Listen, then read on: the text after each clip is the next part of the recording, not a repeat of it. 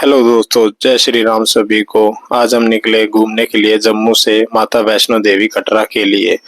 माता वैष्णो देवी कटरा जाने के लिए सबसे पहले जम्मू से आपको लगभग 50 किलोमीटर का सफर पूरा करना पड़ता है। जम्मू को बाय बाय करते हुए, इन नज़ारों का आनंद लेते हुए हमने जम्मू को बाय बाय किया और चल दी अपनी मंजिल की ओर, आज माता वैष्णो देवी के दर्शन करने के लिए। सबसे पहली बार मैं 2018 में माता जी के दर्शन करने के लिए गया था। आज ये दूसरी बार सौभाग्य प्राप्त हुआ, उनकी कृपा हुई कि हम दोबारा से फिर आज उनके पास जा रहे हैं। आज हमारे साथ एक नया चैलेंज हो रहा है। मेरे साथ मेरी 6 महीने की बेटी भी ट्रैवल कर रही है। सबसे पहले हमने गाड़ी का पेट भरवाया, यानी कि पेट्रोल डलाया, और हम पहुंच गए कटरा।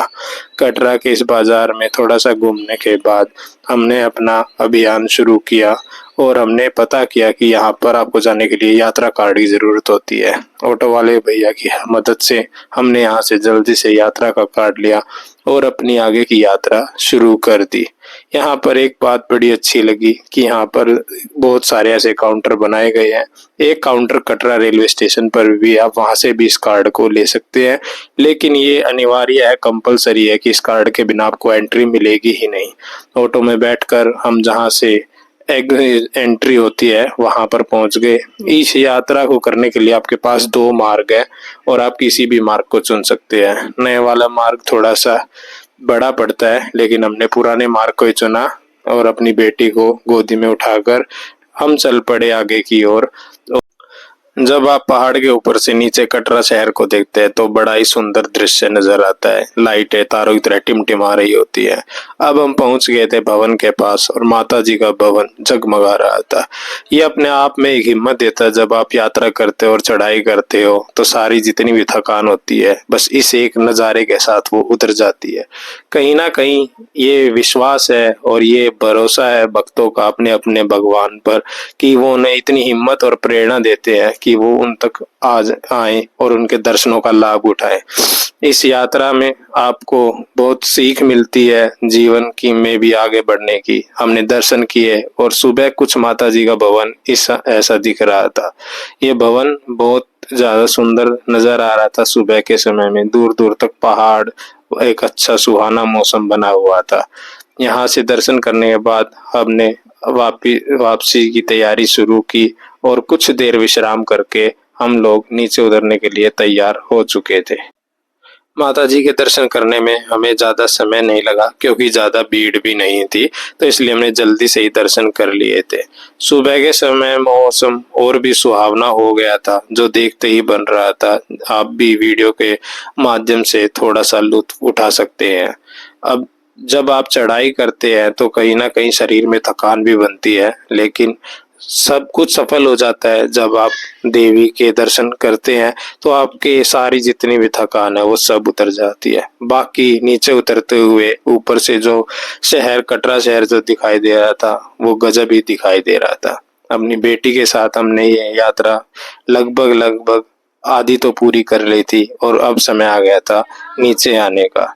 माता जी की दया असीम है हम पर कि हम पहले ये सोचते थे कि हम कब वैष्णो देवी जाएंगे, और लगभग अब कुछ सालों में ही हम दूसरी बार आ चुके हैं। आगे भी माता जी की दया रही तो हम फिर से आएंगे, लेकिन वापसी के समय हमने आते हुए नए रास्ते को चुना और ये हमारा फैसला भी सही रहा।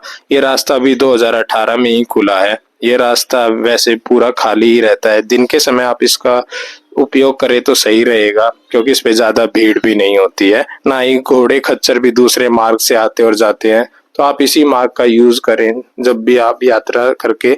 अगर दिन के समय आ रहे हैं तो पूरा खाली रहता है। हो सकता है आपको कोई लिफ्ट भी दे दे, क्योंकि यहाँ से जो ऊपर जो दूसरे व्हीकल है वो जाते हैं सामान ले जाने के लिए, तो आप उसका भी यूज कर सकते हो। नए रास्ते से यात्रा करने का एक फायदा है कि आपको अच्छे नज़ारे देखने को मिलते हैं और आप बोर भी फील नहीं करते हैं। ये रास्ता थोड़ा सा लंबा पड़ता है पुराने वाले रास्ते की तुलना में, लेकिन मज़ा भी आता है। बीच में लंगर की व्यवस्था है, आप वहाँ चाहें तो डोनेट करके वहाँ पे लंगर का प्रसाद भी ग्रहण कर सकते हैं। ये यात्रा बड़ी सुखदायी रही और यात्रा को करने में भी हमें मजा आया। थोड़ी बहुत चुनौती थी कि बेटी के साथ गोदी में कैसे यात्रा की पूर्ण होगी, लेकिन सब दया रही माता जी की और यात्रा आराम। एक खाली पानी की बोतल अवश्य अपने साथ रखे। जगह जगह वाटर पॉइंट्स लगे हैं, आप फ्री में वहां से पानी भर सकते हैं। यहाँ पर भक्तों का जोश, श्रद्धालुओं का जोश देखते ही बन रहा था। सभी माता जी के जयकारे लगाते हुए जो ऊपर जा रहे थे वो दर्शन करने के लिए, उनमें भी उत्साह था। जो नीचे आ रहे थे उनमें भी उत्साह था। अब यात्रा पूर्ण होने को आ गई थी, तो जो आपको यहाँ पे कार्ड मिला हुआ था वो आपको यहाँ पे ये जो बॉक्स लगे हुए हैं इनमें डालना पड़ता है। अगर आप यहाँ पर कार्ड को बॉक्स में नहीं डालते तो आपके ऊपर जुर्माना लगेगा, जो आपको फिर यहाँ पर देना पड़ेगा। यात्रा पूर्ण करने के बाद अब समय आ गया था वापसी का और हम वापस से अपनी कार में चल पड़े थे जम्मू की ओर। हमने ज्यादा आराम नहीं किया, हम आए और हमने अपनी गाड़ी को उठाया और हम चल पड़े जम्मू की ओर। रास्ते में दिन के समय नजारों का आनंद लेते हुए, क्योंकि जब हम आए जब तो रात थी और कुछ दिखाई भी नहीं दे रहा। जब आप जम्मू आते हैं, जम्मू से कटरा आते हैं, तो कटरा आते वक्त आपको यहाँ पर एक एंट्री करवानी पड़ती है फॉरेस्ट डिपार्टमेंट से। उसके लिए आपको लगभग 115 रुपए देने पड़ते हैं। तो इस बात का भी आप ध्यान रखिए। और जब आप बस से आते हैं तो यहाँ पर बस को भी प्रॉपरली पुलिस के द्वारा चेक किया जाता है। हर सवारी को उतारा जाता है यहाँ पर और फिर उसके बाद पूरी बस को चेक करके ही आगे भवन की ओर या कटरा की ओर भेजा जाता है। यहाँ पर गाड़ियों की भी रैंडमली चेकिंग की जाती है और यहाँ पर हर चीज का, सुरक्षा का पूरा ध्यान रखा जाता है। सुबह के समय नज़ारे क्या खूबसूरत ही दिखाई दे रहे थे। कल रात को हम सब ने इन सबको बहुत मिस किया, क्योंकि रात के समय में कुछ दिखाई ही नहीं दे रहा था।